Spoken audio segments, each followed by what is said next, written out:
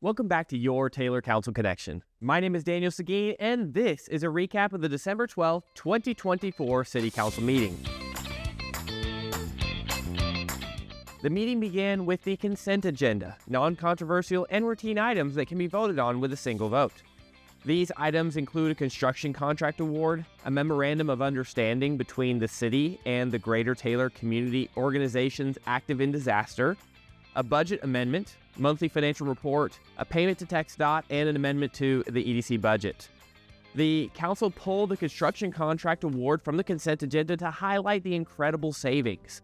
The construction contract award was for the replacement of 4,400 feet of a 30-inch sewer main between 7th Street and south of Martin Luther King along Bull Branch Creek, which received 9 bids.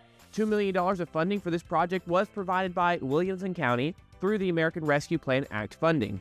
The contract was awarded to Joe Bland Construction for $5.1 million, approximately $2.5 million under budget. The council then held a public hearing to consider a voluntary annexation of approximately 163 acres located between Samsung and FM 973. Final consideration and action will be taken at the next regular city council meeting. Next, they held a public hearing to consider a special use permit for a 300-foot cell tower approximately 1.2 miles south of the loop on Highway 95. The proposed tower replaces an existing tower not far from the new location and is located within 130 feet of the nearest residence. Per city ordinance, cell towers must be no closer than 1,200 feet from the nearest residence. Staff recommended denial of the permit. The council will consider action at the next council meeting. Next, they held a public hearing for an employment center plan for 28 acres on the southwest side of Carlos G. Parker, across from the hills of Mustang Creek subdivision. The plan includes 391 residential units in a large multifamily configurations, along with 51,000 square feet of commercial space and a 120-room hotel. The employment center plan is the second stage in the development process before construction can begin. The next stages include platting, plans, and permitting. Action on this item will be considered at the next regular meeting. The final public hearing was for a neighborhood plan for 10 acres located at the intersection of Old Granger Road and North Main Street.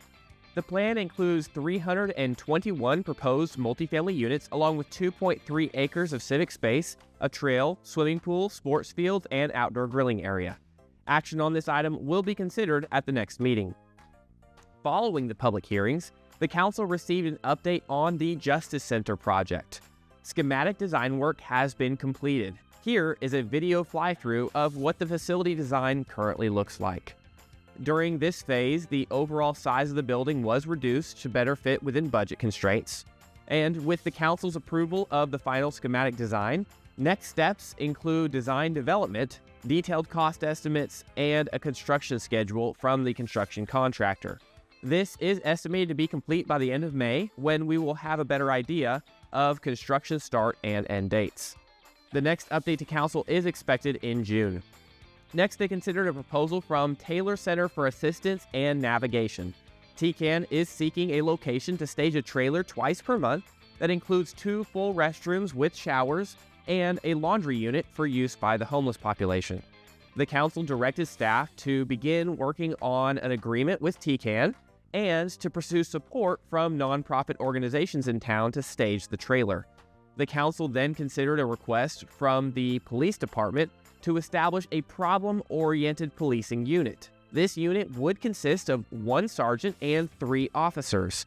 The unit would be deployed to crime hotspots on temporary assignments to proactively address issues, have a stronger presence, and support regular patrol. The total startup cost for this unit would be $800,000, with a recurring cost each year of about $430,000. The department will test the use of such a unit throughout this year and pursue funding in the next fiscal year. The police department also requested funding for additional staff at the animal shelter. Citing increased capacity of the new shelter and safety concerns when any staff are on leave, the department requested an increase in staff from 1 full-time kennel tech and 1 full-time temporary kennel tech to 3 full-time staff and 1 full-time temporary. One of the new positions will be a transfer from the Public Works Department. This change was agreed upon by the Council and will be included in an upcoming budget amendment. The final presentation was from the Communications Department, which included an assessment of the department, an overview of its mission, goals for the first few months with new leadership, and a plan for the future. The department is currently working on a complete overhaul of the website and will soon begin a strategic planning process to focus on long-term improvements to city communications.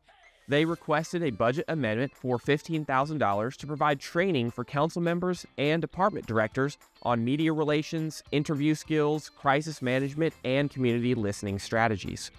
The final item of the meeting was to vote on the appointment of Williamson Central Appraisal District board members. Each taxing entity within the county receives a number of votes based on their total taxable value. The council voted to put all 40 of their votes toward Lisa Berkman.